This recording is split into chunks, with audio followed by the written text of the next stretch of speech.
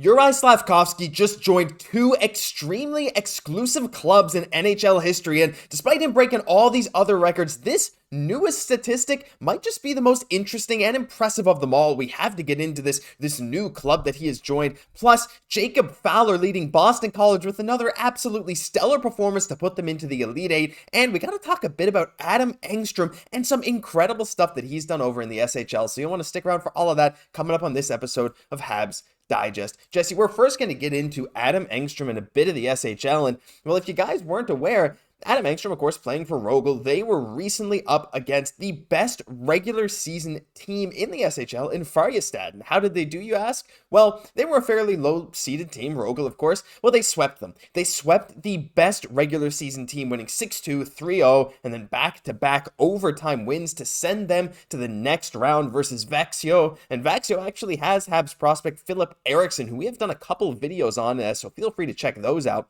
But Adam Engstrom, I mean, look, he's not the superstar of the team by any means, but Jesse, he has some great offensive upside so far, logging 2 points in 6 total playoff games for Rögle, 22 points in 51 games in the regular season, and this guy has been incredibly impressive, and in games that matter the most, like we saw last season, 5 points in their 9 playoff games, he really shows up, and that's similar to another guy we'll talk about in the next section of the video. But I just thought it was really cool to see, like, this kind of upset, and this guy Adam Engstrom, while he's not the number one guy, he plays a very crucial role for this team, and it's always a good thing when you see a Habs prospect, especially 20 years old, on defense, playing big time minutes, playing important minutes, and doing well for a professional team in the playoffs.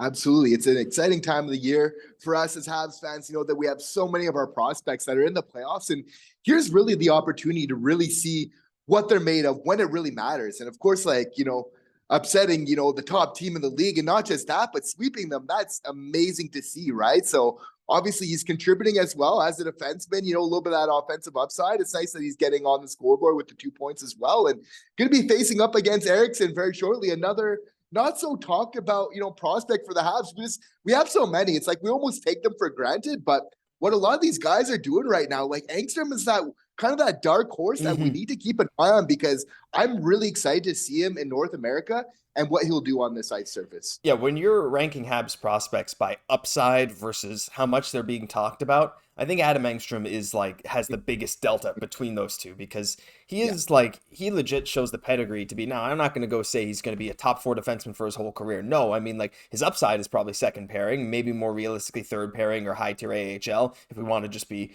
realistic about things. But when it comes to what he could be and what he's done in his professional league, I mean, he's been extremely impressive. And I have other guys like, of course, Fowler, Mailloux, Reinbacher, but these guys are always talked about every day. Engstrom, how often do you hear talk about him? Eriksson, now he's definitely a tier lower. Same thing with Oliver Kapanen over in Liga, but they're still putting up solid points. Now, Eriksson, not so much in the actual SHL this year, is more so in the junior league, as we've talked about in his videos where he's put up points. But regardless, these guys are doing some cool things, so I highly suggest you check them out. Check out some highlights. There are some out there that you can go watch. And Adam Engstrom, yeah, he's maybe one of the most slept on prospects we've had in a little while. But speaking of prospects, Jesse, we have a lot of prospect talk today, and we got to talk about Jacob Fowler, as a lot of you guys are well aware, well, especially after yesterday's video where we focused a bit on Lane Hudson. It's time to talk about Jacob Fowler, because the NCAA tournament is on the go. We're heading towards the Frozen Four, with a few teams now settled into that Elite Eight. Boston College, the newest one, as they beat Michigan Tech 6-1, but this game was a lot closer than it might seem on the surface. This game was 2-1 after 2 periods, Jesse, and Jacob Fowler is, he's basically the reason that this game didn't get out of hand for Boston College. He made 23 saves, only 3 of them coming in the third period. And as Mike McMahon tweeted, he said, Jacob Fowler, this goes unnoticed in this game because they won 6-1, but he kept Boston College above water while they stumbled through the first 40 minutes. And that was very much true if you watched the game. The Eagles had trouble adjusting to Michigan Tech, but once they did, of course, it was game over. They had 4 goals in the third period, while Michigan Tech only managed 3 shots in the period. But he also says, for my money, Jacob Fowler's the best goalie in college hockey. He's a winner, plays his best in big games. We're going to be watching him play for a long, long time. Those sentiments, well, they're reflected here, Jesse. Jacob Fowler with another absolutely stellar performance, sub 2 goals against average with an insane, I think it's like 930 something save percentage over his last 4. I don't know what else we can say about this guy except wow. Exactly. He's getting a lot of praise from many people just in the hockey world right now, right? Like a very stacked team with Boston College, but a lot of people are saying that Jacob Fowler is better than Will Smith on this team, better than Gabe Perreault. And when he goes for a game like tonight, he's just kind of adding these stats, giving even more reason for these types of conversations, right? He just, in this amazing game, he's just padding his 1.75 goals against, 934, save percentage. Like, this guy, again, in the playoffs, when it matters, like his ability to bring his game to the other level.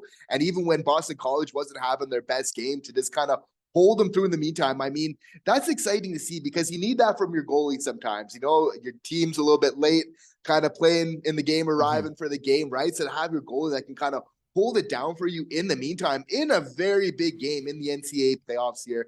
I mean, Jacob Fowler, it's like we kind of expected this from him, but we definitely can't take it for granted. No, for sure. Like, this guy, just some of those crucial saves that he made. There was one where it was like basically a point blank opportunity for Michigan Tech, and like Fowler almost came out of his crease to shut out any possible angle that guy had to score. Like, just some smart plays. Like, it just always feels like he rarely makes the wrong decision as to where to go. Right? That kind of thing, jumping almost out of your crease to cut down the angle when the other team has a big, long offensive possession beforehand is like not something every goalie would do, but Fowler does it. It's just natural to him. And like people say, he's a winner. He's done it at every single level. He continues to do it here. And let's hope that he keeps going in the tournament and we can see Boston College and Boston University match up, which would be, hey, that would be a dream matchup for us all.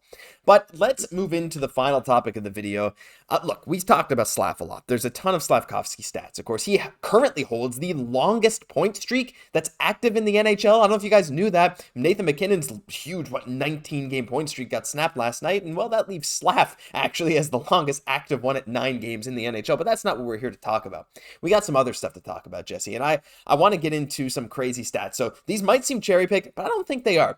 Here is a list of players in Montreal Canadiens history, well, since hits started being tracked. So really 2007, but stick with me here. Players that have had a season of 15 goals, 125 hits, and 65 block shots. Shea Weber and Juraj Slafkovsky. That's the list. That's the entire list. Those are the only players in Habs history since hits have started being tracked that have had a season of 15 goals, 125 hits, 65 block shots. Well, you say that might be cherry picked because I chose exactly 65 for block shots. Whatever. Still really cool. Well, here's a list of teenage seasons in NHL history. Again, age 19 or 18 on January 31st of that year. Teenage seasons in NHL history where a player has had 15 goals, 100 hits, and 50 block shots, right? More round numbers. 50 block shots, 100 hits, 15 goals. Gabriel Landeskog and Juraj Slafkovsky. That is the list.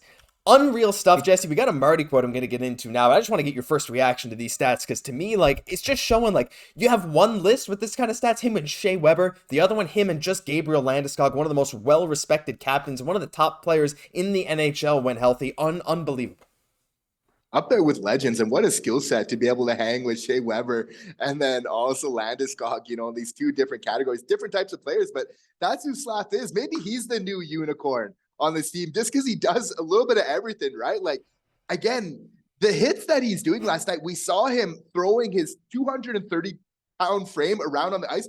Those were some big hits, and for me, it's like doing that and then scoring at this rate. It's like, it's going to get to a point where like other teams aren't going to want to play against the Montreal Canadiens. They're going to be like, oh, this is going to hurt. Like, this isn't going to be an easy game. You got Slaf throwing the body around. Big guy who can really skate, throwing the body. Yeah, he's swole, and then obviously, you got guys like Xhekaj as well, making it very hard for teams to enter, our defensive end there. So again, it's just the things for winning hockey. Like, a lot of guys say that they want to win, but they don't do the things that are necessary to do it. And besides scoring goals, which Slaf is proving very adept at and getting points, setting up plays, it's the hits, but it's also the block shots. Like, these are the type of plays where you do this and you're just getting everybody on the bench. They're just jacked up.